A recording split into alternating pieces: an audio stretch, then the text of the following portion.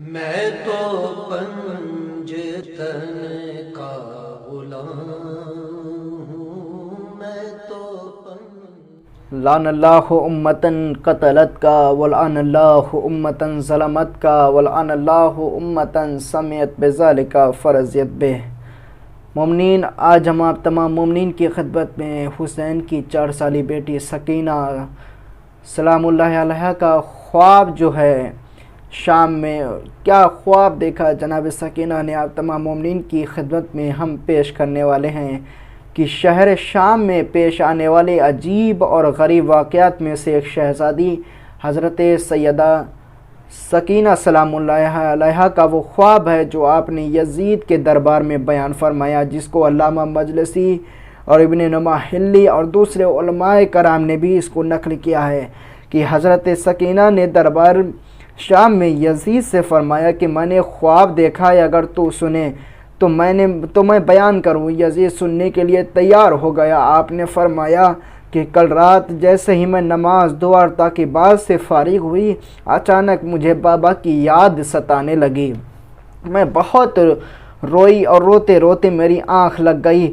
میں نے دیکھا گویا آسمان کے تمام دروازے میرے لیے کھول دیے گئے ہیں اور میں ایک ایسے نور کی میں ہوں جس کا نور آسمان سے زمین تک پھیلا ہوا ہے۔ اس کے بعد میں نے اپنے باپ کو جنت کے ایک باغ میں پایا اور وہاں ایک خادم کو دیکھا جو اس باغ میں موجود تھا۔ جیسے ہی میں باغ میں قدم زن ہوئی، ایک عالی شان قصر میرے سامنے تھا۔ جیسے ہی میں نے داخل ہونے کا قصد کیا، میرے ساتھ 5 افراد داخل ہونے لگے۔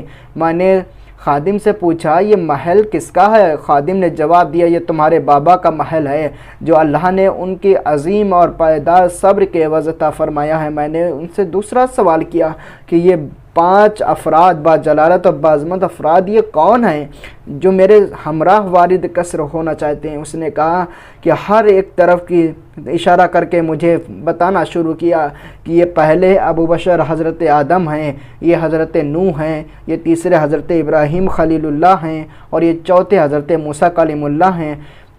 میں نے اس سے پوچھا کہ بزرگ کون ہیں کہ جو اپنی داڑھی پر ہاتھ رکھے ہوئے ہیں اور آسان حزن و ملال کے چہرے سے پیش کر رہے ہیں، رخسار کے اوپر آنسو بھرے ہوئے ہیں؟ اس نے جواب دیا، کہا نہیں۔ اس نے کہا یہ تمہارے جد اللہ کے رسول حضرت محمد مصطفیٰ ہیں جو حسین سے ملاقات کے لیے آئے ہیں۔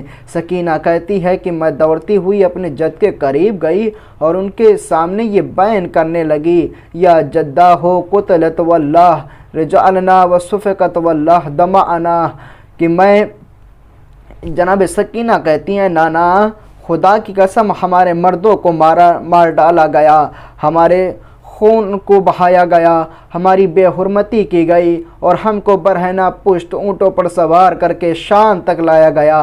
یہ سن کر پیغمبر نے مجھے اپنی آغوش میں لیا اور آدم و نوح، ابراہیم اور موسیٰ کی طرف رک کر کے فرمایا، اما ترون ما سنیت امتا بے ولدی من بعدی، کیا تم نے نہیں دیکھا کہ میری امت نے میرے بعد میرے نور نظر کے ساتھ کیا سلوک کیا؟ خادم نے کہا سکینہ بی بی خاموش ہو جاؤ، تم نے اپنے نانا کو بہت غمزدہ اور محزون کر دیا۔ اس کے بعد اس نے میرا ہاتھ پکڑا اور مجھے اس قصر کے اندر لے گیا جہاں میں نے 5 عورتوں کو دیکھا جن کا وجود نور خدا سے منور تھا۔ ان کے درمیان ایک معظمہ کو دیکھا جو ہر اعتبار سے ممتاز تھی، بال پریشان، سیاہ لباس میں ملبوس اور ایک خون بھرا کرتا ہاتھوں میں لیے ہوئے تھیں کہ جب وہ اٹھتی تھی تو تمام عورتیں ان کے احترام میں کھڑی ہو جاتی تھیں۔